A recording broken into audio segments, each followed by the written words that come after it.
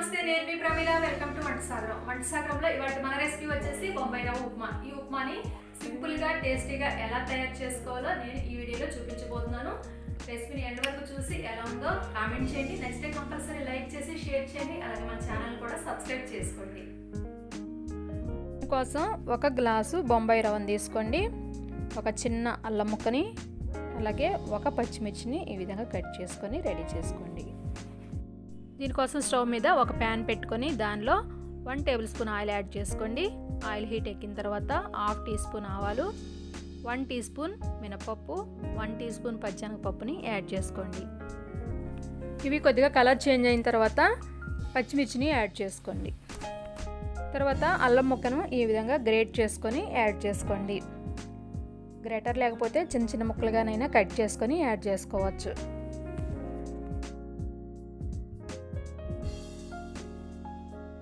అల్లం వేసుకున్న తర్వాత పచ్చివాసన పోయే వరకు వేయించుకోండి.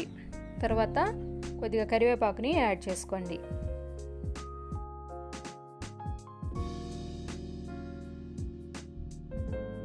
ఇప్పుడు వాటర్ని యాడ్ చేసుకోండి. ఒక గ్లాస్ రవ్వకి 3 గ్లాసుల వాటర్ని యాడ్ చేసుకోవాలి. 2 గ్లాసుల వాటర్నైనా యాడ్ చేసుకొని చేసుకోవచ్చు, కానీ ఉప్మా అనేది గట్టిగా ఉంటుంది. మృదువుగా లూజ్గా ఉండాలి అనుకుంటే 3 గ్లాసుల వాటర్ని యాడ్ చేసుకోండి. తగినంత సాల్ట్ను కూడా యాడ్ చేసుకోండి.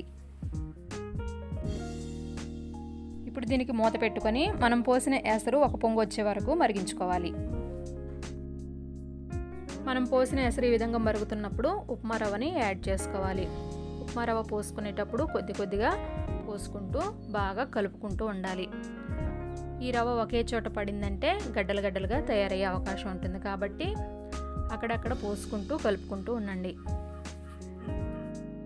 ఈ విధంగా ఫాస్ట్గా మిక్స్ చేసుకుంటూ ఉండండి. అప్పుడు గడ్డలు కట్టకుండా ఉంటుంది.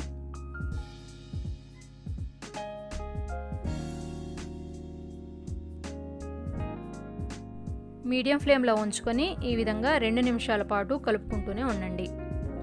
అడుగంటకుండా చూసుకుంటూ కలుపుకుంటూ ఉండండి.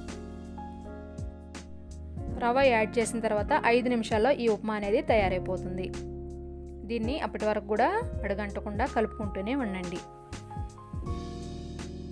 మనం పోసిన ఎసరంతా ఇంకిపోయి రవ్వ ఈ విధంగా మెత్తగా ఉడికిన తర్వాత దీని మీద కొద్దిగా కొత్తిమీర చల్లుకొని స్టవ్ ఆఫ్ చేసుకోండి.